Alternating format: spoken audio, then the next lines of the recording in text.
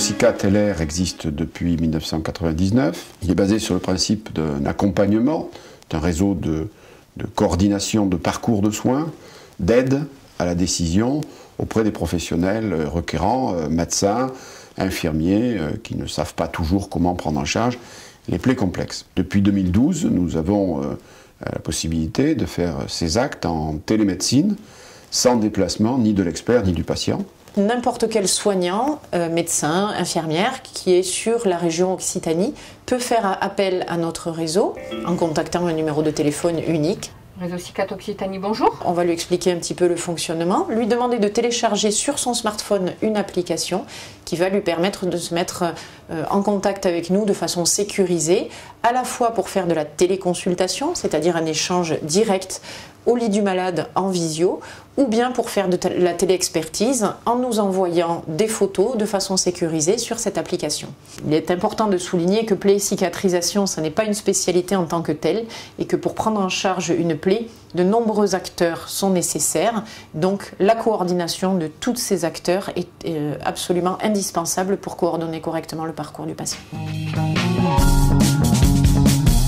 Donc le centre de coordination, c'est vraiment le point d'entrée principal du réseau qui va permettre d'organiser une téléconsultation ou de faire de la coordination. Alors je vous explique un peu comment ça fonctionne, c'est-à-dire que nous allons vous faire télécharger une application qui est gratuite sur votre téléphone portable. Quand un professionnel de santé appelle, il va y avoir vraiment un gros travail d'explication pour les identifiants, pour la manipulation de l'application. Quand vous allez recevoir par mail votre identifiant et votre mot de passe, vous pourrez vous connecter à notre application qui s'appelle Domoplay Visio Occitanie. Donc là, après, elle bascule l'appel sur un infirmier coordinateur qui a une expertise en plaie et qui va là affiner et filtrer vraiment si le patient est au bon endroit, il va recevoir le bon soin au bon moment par la bonne personne, le bon conseil. Je vous mets en relation avec l'infirmier coordinateur. Il s'agit de quel type de plaie? Un hématome? D'accord, qui se situe à quel endroit? Il est apparu dans quel contexte cet hématome?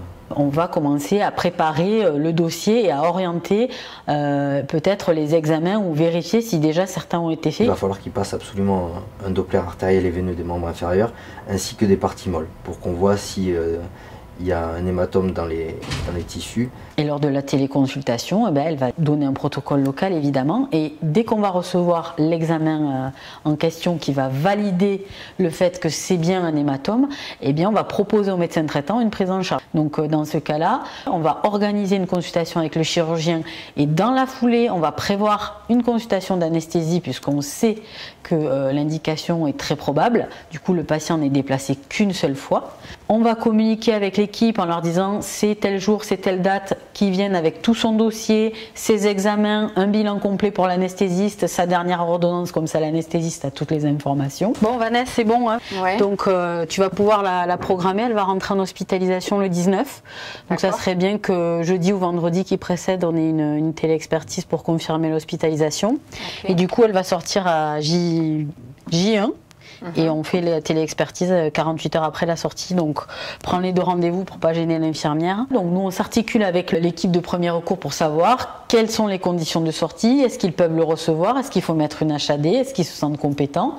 Et là où le réseau est intéressant, c'est qu'en s'articulant comme ça, le patient peut sortir rapidement, plus tôt, et 48 heures après on peut organiser une télé-expertise pour vérifier que tout se passe bien à domicile, que la cicatrisation évolue bien, que s'il y a eu une greffe, tout est bien, que les infirmières ne sont pas en difficulté parce que des fois elles n'ont pas l'habitude de ce genre de chirurgie, donc on les accompagne aussi, on les forme et du coup ça permet de déplacer la patiente le moins possible. Au final elle est déplacée une fois pour avoir l'avis du chirurgien et une fois pour aller directement en hospitalisation.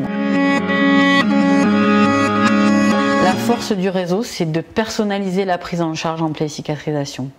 On va adapter l'expertise qu'a le réseau en plaie et cicatrisation à l'expertise qu'a le soignant de son patient. Et ça c'est très intéressant aujourd'hui dans les maladies chroniques, on peut personnaliser la prise en charge et s'adapter aux possibilités et aux souhaits du patient parce qu'on a le retour de son soignant qui le connaît très bien.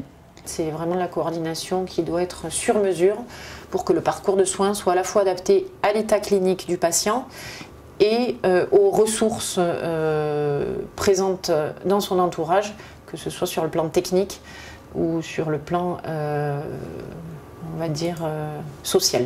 La deuxième force, c'est que du coup, on forme le soignant.